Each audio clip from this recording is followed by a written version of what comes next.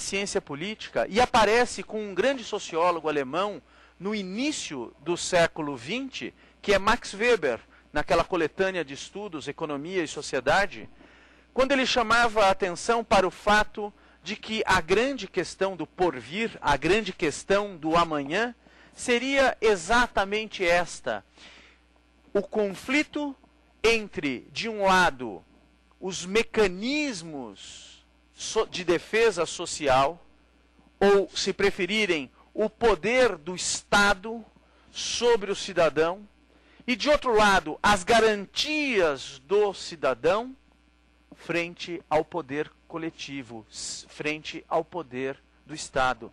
Nós poderíamos dizer que o habeas corpus é esse instrumento que, elencado no capítulo dos direitos e garantias fundamentais, ele traduz com a maior potencialidade, com vigor, com força, de forma retumbante, o contrapoder que o cidadão pode ter em face do Estado, do poder do Estado.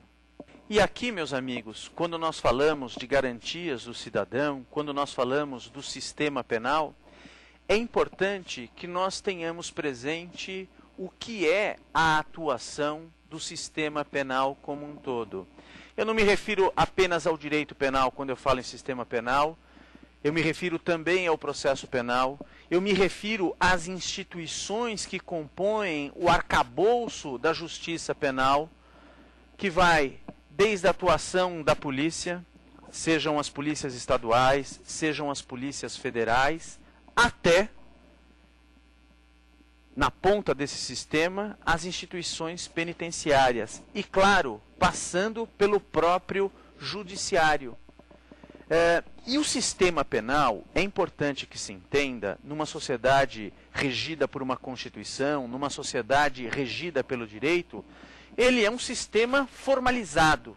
É por isso que nós ouvimos falar sempre que o princípio reitor da legalidade é algo que se faz presente e ilumina todo o sistema. Mas ele é formalizado desde sempre. Alberto Silva Franco, um grande penalista, chama atenção para o fato de que, desde o momento da elaboração legislativa, as regras penais, elas sofrem uma modulação especial. Eu não posso criar crimes, por exemplo, por meio de uma figura como a medida provisória. O trâmite de um projeto de lei que cria uma figura incriminadora é diferente. Depois, promulgada a lei, a aplicação da lei penal também observa umas tantas garantias. O fato se subsume, se subordina à regra abstratamente prevista pelo legislador, a garantia da tipicidade. O juiz tem provas de que essa pessoa praticou o crime? As provas são lícitas? O juiz condena a pessoa. Quando o juiz condena, ao fixar a pena, o juiz deve observar um método, que é o método trifásico. Estabelecida, individualizada a sanção a ser atribuída ao condenado, ele tem direito à apelação. A pena pode ser diminuída, ele pode vir a ser absolvido. Se a condenação for mantida, o que pode acontecer? Ele pode ou cumprir uma pena de natureza alternativa, não prisional, ou ele pode ser levado ao cárcere. Então, nós vamos ter um caso de execução penal de um encarcerado. E também, como preso, ele tem determinadas garantias. Em outras palavras, meus amigos, todo o sistema penal, ele não atua de maneira emocional. Ele é formalizado. Como diz o professor Munhoz Conde, da Universidade de Sevilha, o direito penal observa modelos, observa regras. Ele não atua de maneira conjuntural. E toda vez que a polícia, ou o juiz, ou o tribunal se desvia deste modelo, se desvia dos padrões legalmente estabelecidos, o que nós vamos ter?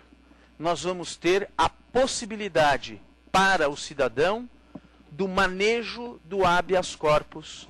E o habeas corpus, então, ele vai ter, como vocês podem perceber, embora na consciência do grande povo, ele esteja voltado imediatamente, diretamente à proteção da liberdade de ir e vir, o que é que nós começamos a perceber? Que o habeas corpus também ampara o cidadão toda vez que o devido processo legal for violado, toda vez que não se respeitar o devido processo legal. Processos nulos podem ser atacados pela via do habeas corpus, porque o juiz ou o tribunal se desvia deste modelo, se desvia dos padrões legalmente estabelecidos, o que nós vamos ter? Nós vamos ter a possibilidade para o cidadão do manejo do habeas corpus.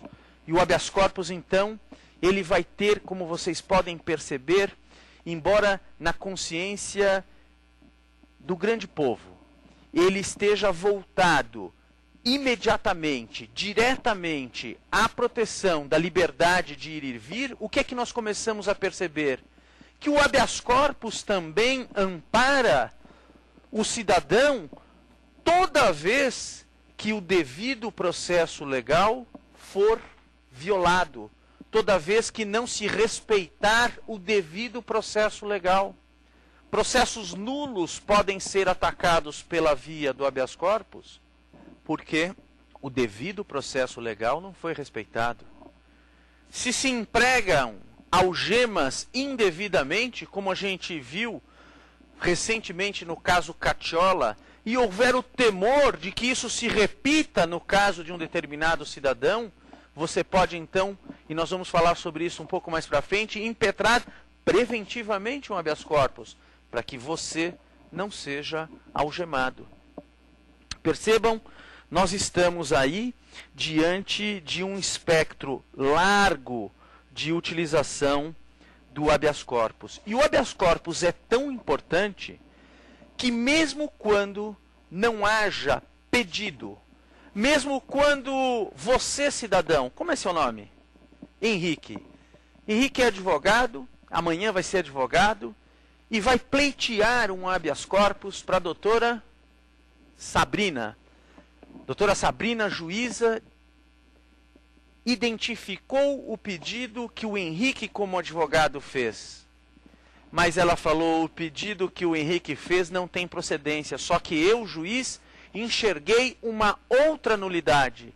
Então ela, de ofício, pode conceder um habeas corpus. O que quer dizer de ofício?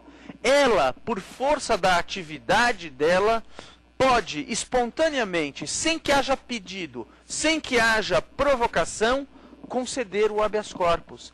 Tal é a importância que se dá à liberdade. Tal é a importância que se dá a esse direito tão fundamental que o cidadão tem. E eu queria, falando um pouquinho para vocês da amplitude do direito de utilização do habeas corpus, contar para vocês uma história importante. O cidadão, quando ele é preso, por exemplo, obviamente a família dele vai procurar um advogado. É normal isso. Como é seu nome? André. Se você fosse preso, tivesse a desventura de ser preso, seus pais, seu irmão, seu melhor amigo, procurariam um advogado. E o advogado, para defendê-lo, ele obviamente tem que examinar os autos de um inquérito policial que está, no caso, tramitando por uma delegacia de polícia ou no âmbito da Polícia Federal. Fundamental para que o advogado possa atuar é que ele examine os autos. E nós, infelizmente, temos assistido por parte de juízes e tribunais, sobretudo juízes federais, a negativa, o indeferimento do pedido de vista da parte do advogado. Imaginem vocês, Vamos pegar o Henrique de novo.